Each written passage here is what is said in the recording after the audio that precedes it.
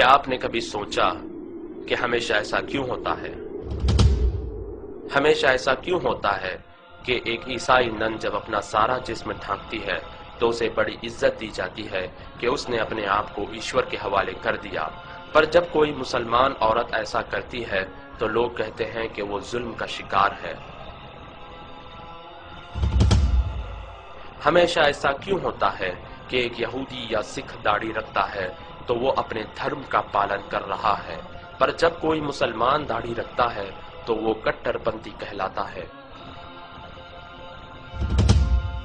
हमेशा ऐसा क्यों होता है कि जब कोई स्त्री घर पर सारा समय बिताती है, अपने बच्चों का ख्याल रखती है, तो वो बहुत बड़ा बलिदान दे रही है, पर जब कोई मुसलमान स्त्री ऐसा करती है तो लोग कहते हैं कि वो चार दीवारी में कैद है और उसे आजादी मिलनी चाहिए।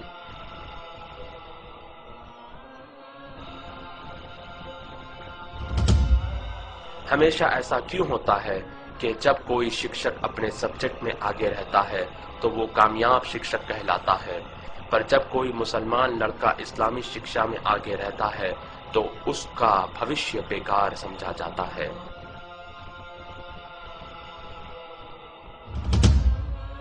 हमेशा ऐसा क्यों होता है कि जब कोई यहूदी या ईसाई किसी का खून करता है तो उसका धर्म नहीं बताया जाता,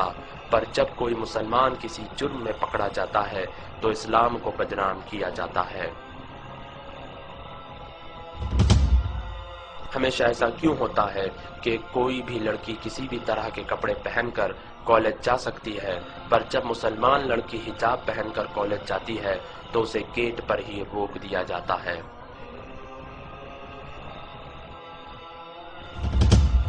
हमेशा ऐसा क्यों होता है कि जब कोई व्यक्ति अपनी जान पर खेलकर लोगों की जान बचाता है तो उसे बहादुर और वीर कहा जाता है, पर जब कोई फलस्तीनी नागरिक अपनी जान पर खेलकर अपने बच्चे को गोली लगने से बचाता है और अपने भाई का हाथ दुश्मनों के हाथों तोड़े जाने से बचाता है और अपनी माँ और बहन की इज्जत बचाने के लिए दुश्मनों से लड़ता है और अपने घर को आग लगाए जाने से बचाता है और अपनी मस्जिद की रक्षा करता है, तो उसे आतंकवादी कहा जाता है।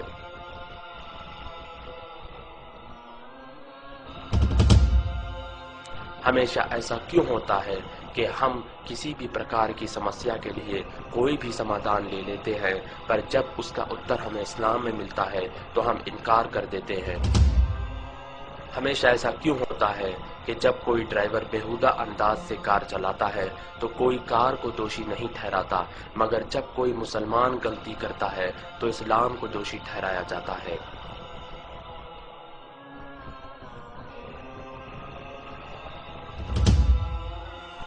हमेशा ऐसा क्यों होता है कि लोग अखबार और मीडिया में बताई गई हर चीज पर यकीन कर लेते हैं, मगर कुरान में लिखी बातों पर सवाल करते हैं। पर इन सारी चीजों के बावजूद आज पूरी दुनिया में सबसे तेजी से फैलने वाला धर्म इस्लाम है।